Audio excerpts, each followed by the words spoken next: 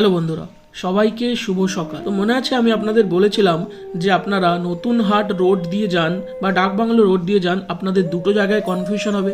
তো এই ভিডিওতে আমি ওই দুটো কনফিউশন দূর করব এবং ভোগের কুপন আপনারা কিভাবে কাটতে পারবেন সেইটাও বলবো। দেখুন, আমরা এসেছিলাম নতুন হাট রোড দিয়ে, এটা হচ্ছে কৈচর বাস স্ট্যান্ড। তো এদিক থেকে ডান দিকে ঘুরে গিয়ে প্রায় অনেকটা যেতে হয়। তো আমি আপনাদের সাজেস্ট করব অবশ্যই ডাকবাংলো রোড দিয়ে যাবেন, খুব শর্টে হয়ে যাবে। আর এদিক দিয়ে গেলে অনেক ঘুরতে হবে। তো এটা তো হলো আপনাদের প্রথম কনফিউশন। আর দ্বিতীয় সমস্যার সম্মুখীন আপনারা সবাই হবেন। এই যে দেখুন, চলে এসেছি মা মঙ্গলচণ্ডী সতীপীঠের গেটের সামনে।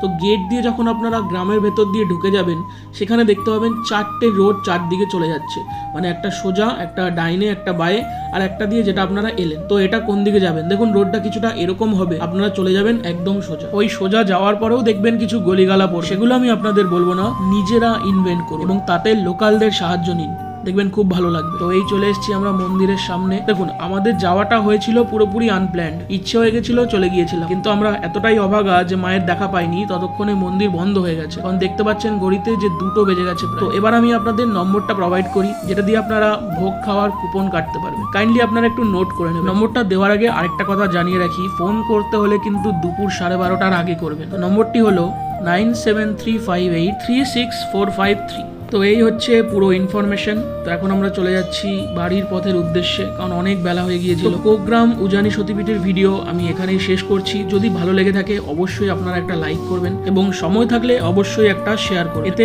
আমি আর একটু উৎসাহ পাবো এবং আপনাদেরকে আগামী দিনে আরো ভালো ভালো ইনফরমেশন আমি দিতে পারবো। এই সিরিজের 3টে ভিডিও দেখার জন্য আপনাদেরকে অসংখ্য ধন্যবাদ। ভালো থাকবেন।